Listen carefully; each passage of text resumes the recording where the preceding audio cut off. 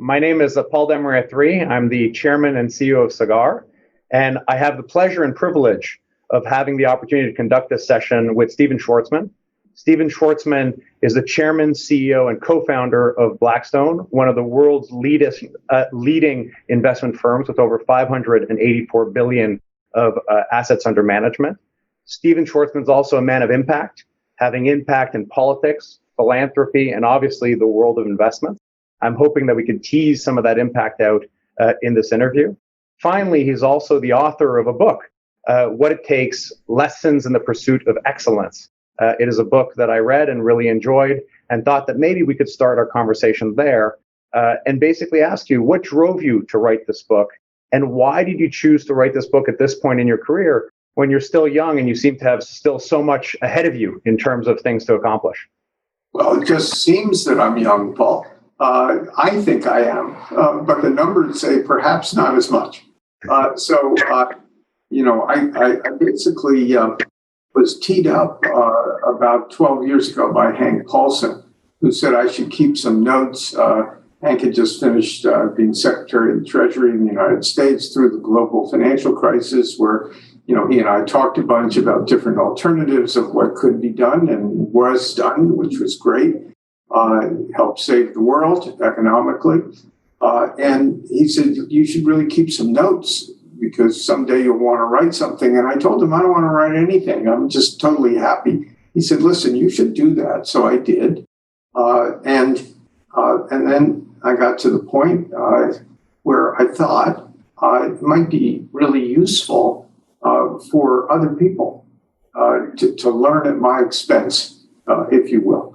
I wanted to write something that I thought would be fun and amusing, but primarily instructive to see how you build things, how you develop your own career, how you develop organizations, and how to achieve success as you define it, how you interview people and develop them and come up with new concepts and explain how you get from wherever you are to some wonderful future place that you'd like to get to. Since life's a journey and we all make mistakes, I always try and deconstruct the ones that I've been involved with so that it never happens again. And I wanted to just put it out there to help other people have an easier road on their journey than I had in mine. Love it. I really enjoyed the part. I think you mentioned at some point that when you interview people, you look for the most kind of different thing on their CV and have them speak about that. And I thought that's a really kind of interesting part of the book. You also talk a lot in the book about the importance of attracting amazing talent and kind of unleashing them on really big kind of challenges. What are some of the current kind of opportunities that you see as big opportunities? I know you've recently, hired a great person to lead growth investing efforts, but broadly, what are some of the big opportunities that you see? And when you're on the hunt for talent, given the fast changing world and, all these things, are you looking for different talent today than you were looking for kind of 20 years ago? Well, you're looking for different technological or technical elements of what people do is different now, of course, than it would have been 10 or 20 years ago. However, the people have the same attributes. What I find is, it's a little like basketball. You're looking for LeBron. You're looking for Michael Jordan. They're not hard to identify. All you have to do is watch them.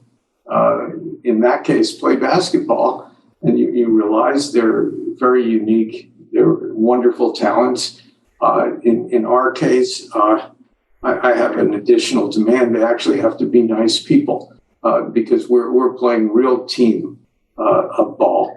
But the enduring characteristics of somebody to be successful in the world of finance at a minimum is you have to be smart, you have to be alert, you have to be thoughtful, you have to be intelligent, you have to be able to do well under stress, which is important.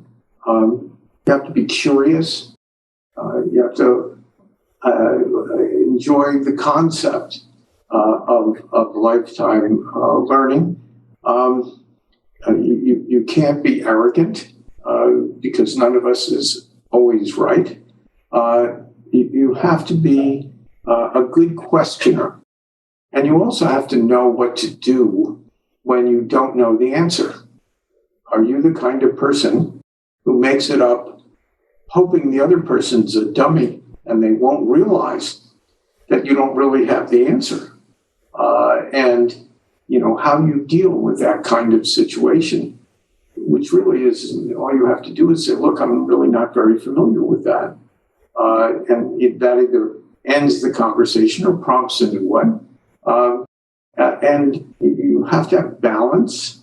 And for somebody who's really extraordinary, what I find is that unlike what you would think, that you can figure everyone out, but for the most part, people over the age of 40 are their reputation. If you meet somebody who's 45 years old and everybody tells you, oh, they're not so wonderful, and you think they're wonderful, the chance that you're right is very low. Very low. If you meet someone that doesn't completely set you on fire, that everybody says you wouldn't believe how wonderful this person is, then they may be the odd one that basically just doesn't interview well.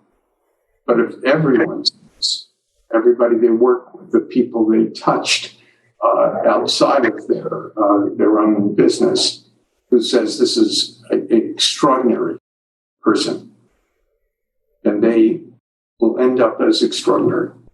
That's one other thing. As much as I trust myself, I trust the world more with the word choices. If they say they're very good or they're strong, that doesn't mean they're very good or strong.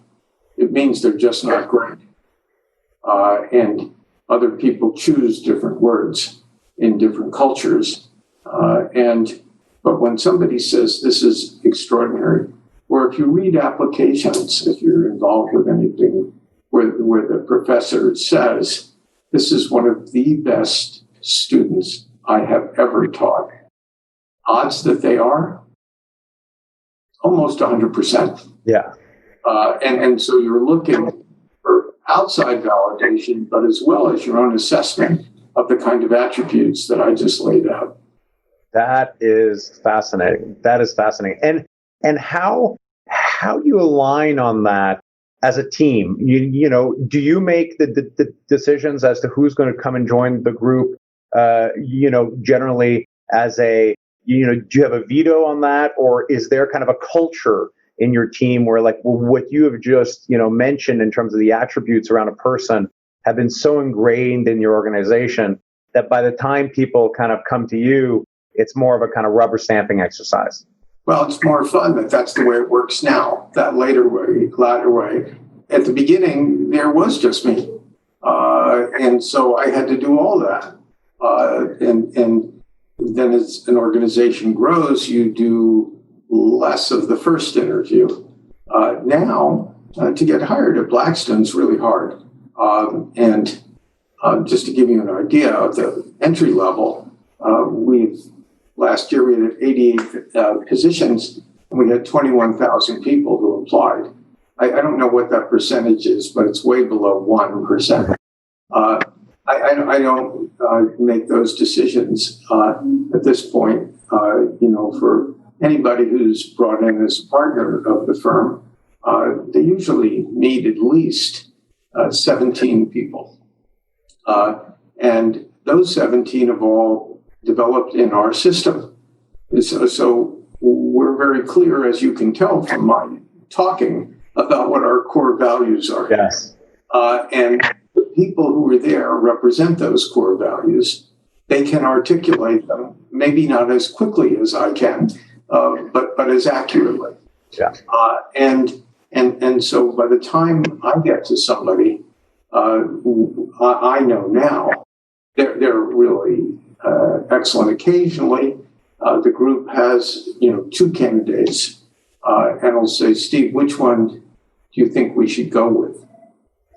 And that's they're both fine. Obviously, they wouldn't get to my level, but sometimes I'll have some strong views as to which one seems better and why. So now it's fun for me. I know I'm not going to get a bad one. Yeah. I got some blockers.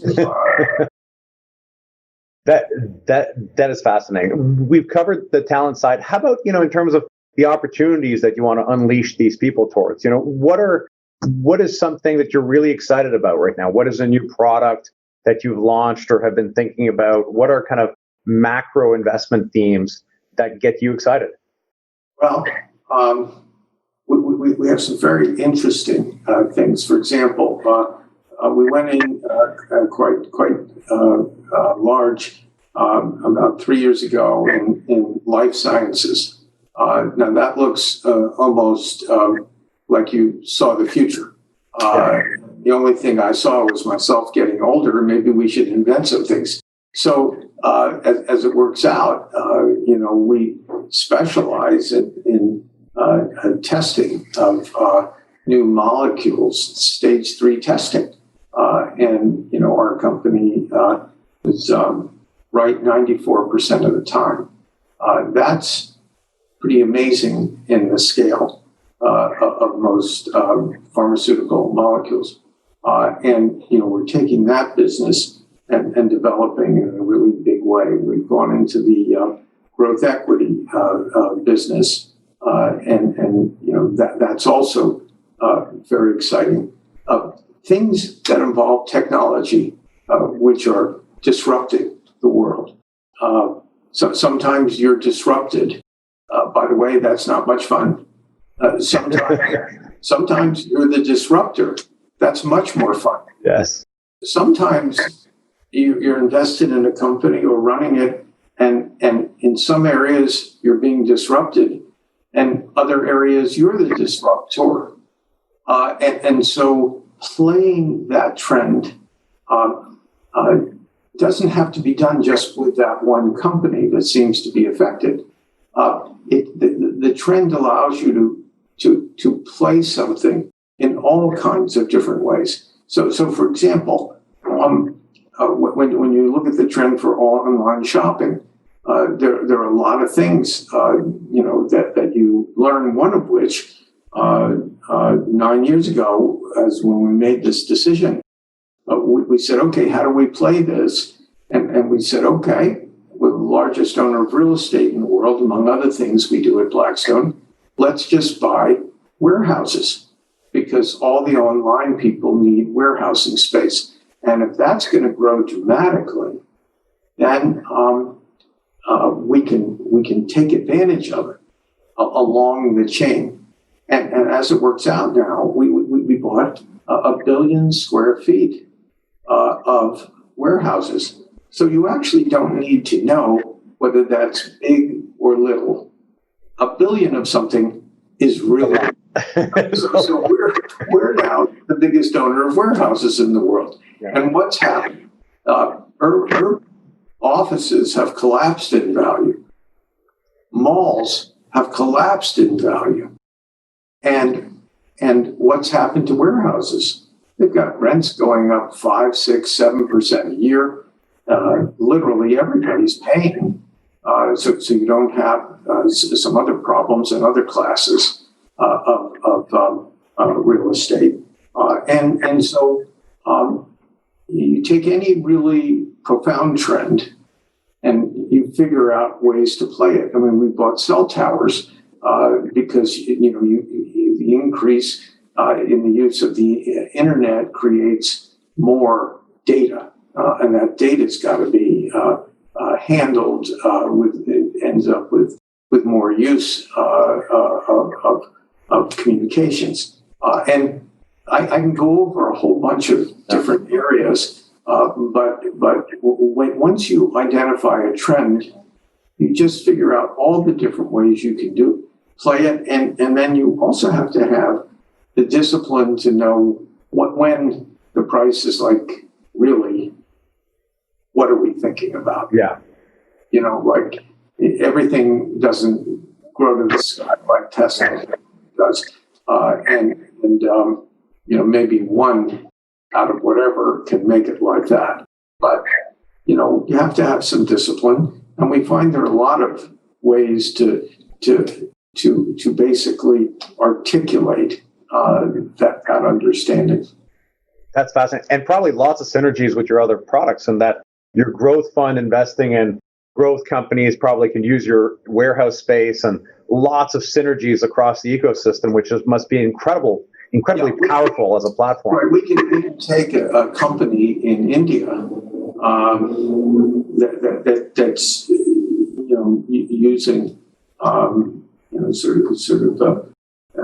software and use of computation and other accounting types things. We can introduce them to our other companies, and as soon as we buy that business, we can make it almost instantly a successful deal. Yeah. And so this type of approach, when people borrow money from us, we're one of the largest group purchasers in the world of all kinds of goods. We'll let the people who even borrow mezzanine debt from us hop into that system. That can increase their value of their company by 2 or 3% forever, just by us giving them market rate lending. It also gives us a greater base to get discount from people. So what we found is we can do something quite remarkable by using the different elements of the firm for the benefit of a portfolio company or asset we own, which benefits our investors, which is why we do the whole thing in the first place. Absolutely fascinating. You founded the Rhodes Scholarship of China, the Schwarzman Scholars. You have an incredible experience in that country. How do you see that kind of relationship evolving? How do you see the kind of, it's interesting because in history, when large powers kind of grow, there's always natural feelings of conflict and, insecurities and whatnot. And there's definitely a lot of growth happening in China. How do you see that relationship evolving? And do you think China is a place that is kind of investable for, call it, people that are not Blackstone, smaller entrepreneurs looking to build kind of global businesses? Is China a market that you think is exciting, or is it a bit, China is for kind of the Chinese, and the U.S. is for the U.S., and we're going to live in a bipolar world? How do you see all of that evolving?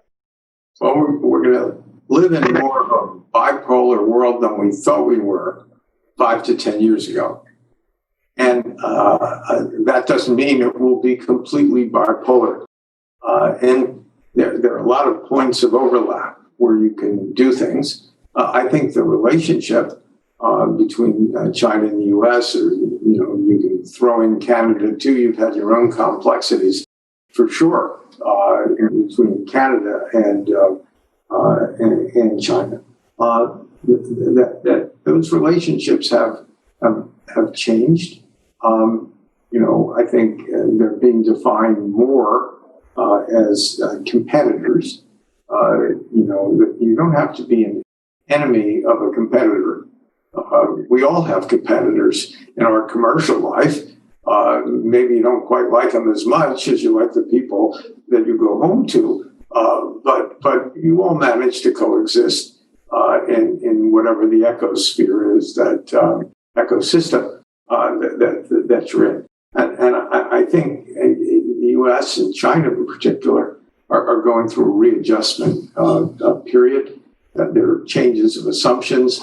The people who admitted China to the World Trade Organization in 2001 thought that with more prosperity, they would be, quote, more like us.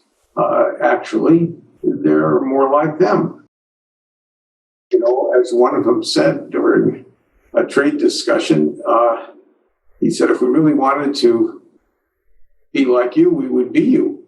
We're not. We're Chinese. And so there are differences in systems that will change with overlaps that will work well for China and Western countries. There are some areas that won't change. And that, for example, there'll probably be, continue the Great Wall of technology, the Great Firewall.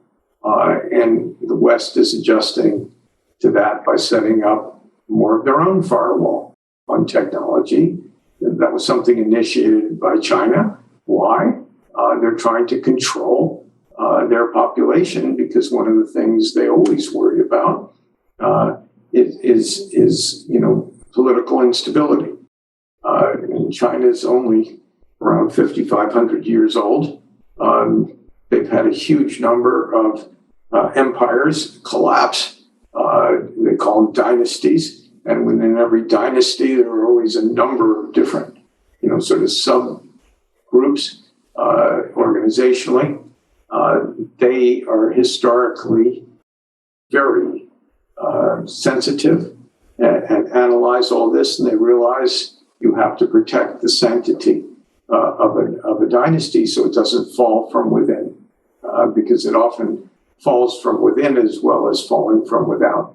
And so, okay, you're not going to change that and introduce them to FaceTime, Facebook, and a lot of the social media that we have in the United States. They have some, but it's going to be different. So I think the next phase of this evolution is there's going to be a quest for things where you can work productively together. One is climate. Affects everybody. One is terrorism. Affects everyone. One is healthcare, because that affects everyone. There are a variety of areas where you can make, I think, a really good deal of progress, and you want to make sure there's an open dialogue so you don't have any really geopolitical friction of a type that creates real, sort of hot interactions. And I don't think that's anything that the Chinese, frankly, are looking to create. They want to just improve their own society. So I think it'll stay as a sort of complex relationship for a while, and eventually it'll find a balance. The final thing I'd say on that is for people who are watching this who don't really understand the scale of the U.S. and China. Together, these two countries, depends how you measure it, are a minimum of 35% of the global economy, and on certain measures approach 40%. So let's just take the top to be shocking. There are over 200 countries in the world. So 1% of those countries are like 40% of the world economy. The idea that those two countries will not find a way to get along and function together actually is impractical. Yeah, it can't happen. And so we're just going to go through some phases in that relationship. That is very insightful. Thank you for that. Two last questions. One on the U.S. economy. One would love to touch on how you think about your legacy. In terms of the U.S. economy, I've always viewed the U.S. as one of the most investable markets globally. Flexibility of labor, cheap energy, great transport, innovation, rule of law. Do you see that changing? Are you, are you extremely bullish on the United States in the next kind of 10 years?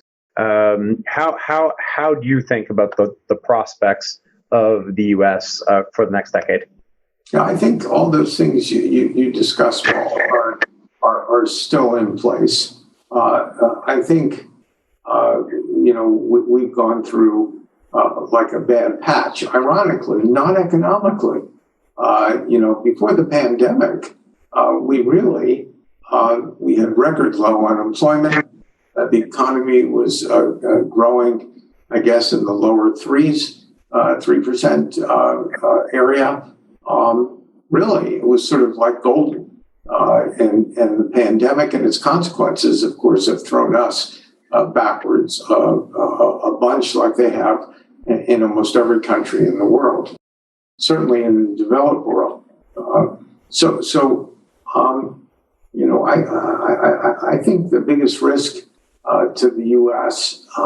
Actually, as an investable country, is our politics, and by that I mean specifically, we have a far left in one of our parties, the Democratic Party, that believes a variety of things that are inconsistent with the kind of things that you would have seen in the U.S. And there was a risk in this last election that they would in some way prevail and bring the U.S. to a far left, I guess they call it progressive, except I don't see what the progress is, but in any case, they have a different vision to the United States. And what was fascinating is that party, the Democrats,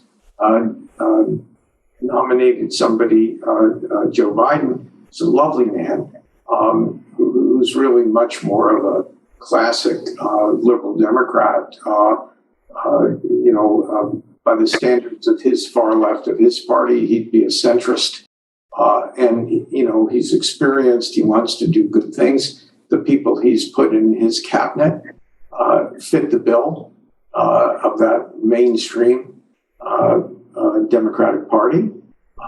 And so, what people thought was going to be a blue wave, led by, sort of the progressives, didn't happen. And ironically, the Republicans gained 2/3 of the seats in the House of Representatives, our lower house.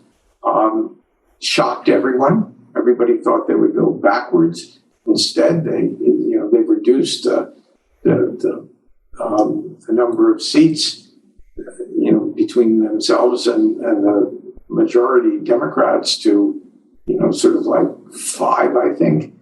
If 5 flipped, they'd be even. It looks like 10, something like that, but it's really 5. And in the Senate, if the Republicans hold the Georgia elections, special elections, they'll remain in the majority. Every Democrat was convinced that they would, the Democrats would take control of the Senate. Looks like a little early. We still need those votes. Probability is that won't happen either.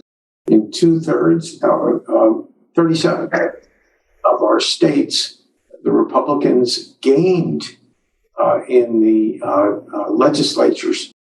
So what was supposed to be a blue wave animated by the far left of the Democratic Party is not what the United States wanted to do. But that was, the only real risk, I think, along with some of the instability that you saw as a result of COVID's demonstrations, of people, really, it's a terrible time in the world. And you've seen evidences of that. We had our terrible time. Once the vaccine is widely available and taken, I think we will go back to the same old familiar United States that you and the other people who are watching, have seen. Well, what's great is that the system in the U.S. is built for stalemate at the governmental side, which basically allows, in many ways, the entrepreneurial spirit of Americans to really drive the country forward. And it seems that that's worked well for multiple generations and is a great strength of the United States. In terms of your legacy, you've accomplished so much. You're highly active in politics, which we just mentioned, finance, obviously, philanthropy. Like, how are you thinking about this?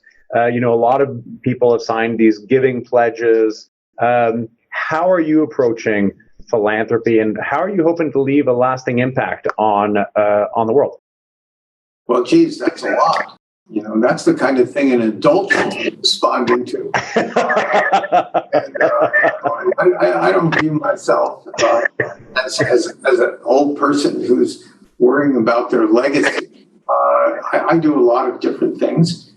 Each one I do with a high level of enthusiasm because I think I can make a real difference to that situation. Now, some of that is in business, where we start new things all the time and are very innovative. And we're created a company with a $75 billion market cap. We started it with $400,000, and so that's a journey, right? And to do that, you have to keep inventing and doing things, seeing opportunities, seeing new patterns. It's the same way in philanthropy. For me, I look at a situation. I saw China growing very quickly. I saw the U.S. growing less quickly. I thought there would end up being conflict, which is natural in that kind of situation, with the incumbent power being challenged. So I wanted to do something about it. At the same time as Chinese university wanted me to give them money. And so I solved both problems by coming up with the Schwarzman Scholars concept. And now it's ranked right with the Rhodes, top in the world. Because China is such a powerful thing and people want to learn about it. I started learning about AI, ironically, artificial intelligence in China. And I ran into the president of MIT as part of the Schwarzman Scholar thing. And he was talking about U.S. competitiveness and what was happening in the world. And I ended up, giving a bunch of money and helping to structure their first new college within MIT since the early 1950s. And that's going to be the Schwarzman College of Computing and near the center of MIT for both ethical analysis of the deployment of AI as well as the technical development of AI. Now, those are interesting things. And, I got involved with Oxford, for example, and they wanted to do a humanities center because even though they're ranked number one in the world in humanities, they have I think it's 8 or 9 different disciplines that they're just located at random around campus. There's no synergy to that. So they wanted to bring them together and they thought of an idea for a very small performing arts area displaying different parts of the humanities. And so, that was the original concept. And I looked at that and I said, oh, that's okay, but can't we do something bigger?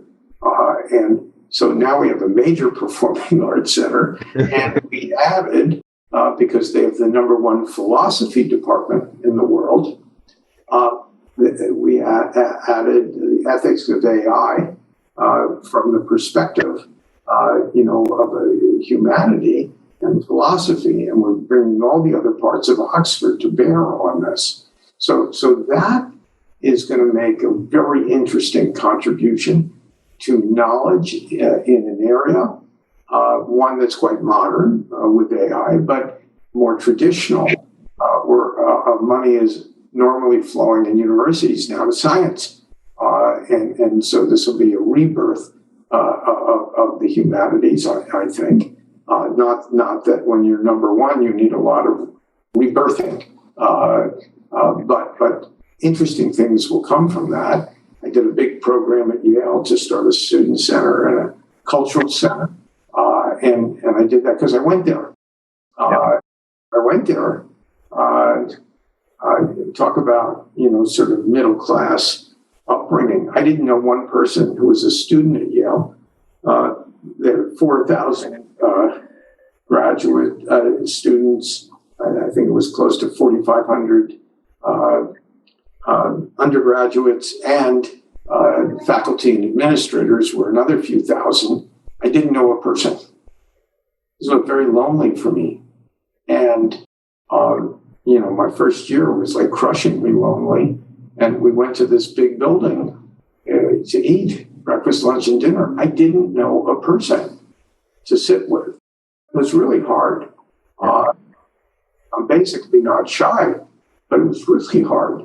Yeah. And so they came to me and wanted some money for something. I said, no, I want to make it a place to be the center of the university. I want it to be completely accessible. I want everyone to be comfortable and know they have some spectacular place to go where they meet other people, where all the clubs from the university would meet.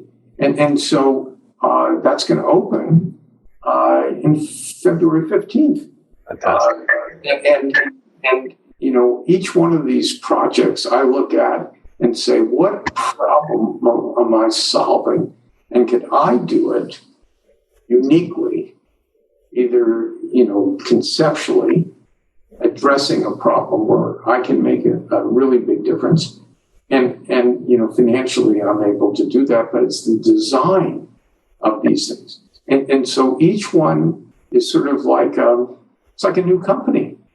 I give a lot of money away on other types of things too. But my love is designing these new things, and it'll change the lives of everyone in every one of those institutions that I'm dealing with in China now. I'll end in a second, but you see, I'm excited about this stuff. Premier of China, some video with Zoom with 500 people. He was supposed to be answering a question about trade or something like that. And he said, well, before I do that, I really want to talk about the Schwarzman scholars. And I want to talk about how important that is for the world and for China. Blah, blah, blah. I was just like sitting there stunned.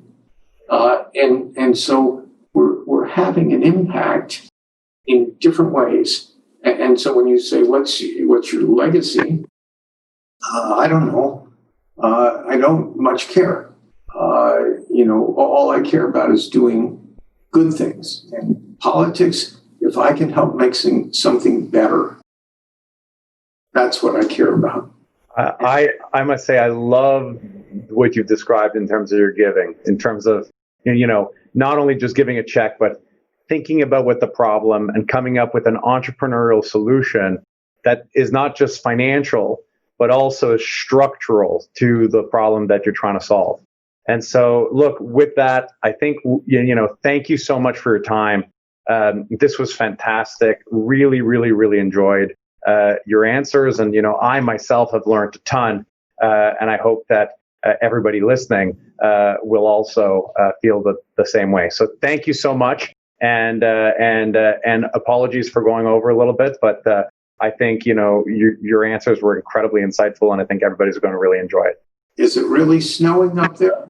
It is not snowing. Well, actually, today we have a snowstorm. But where this picture is taken, which is quite remote in Quebec, it is definitely snowing.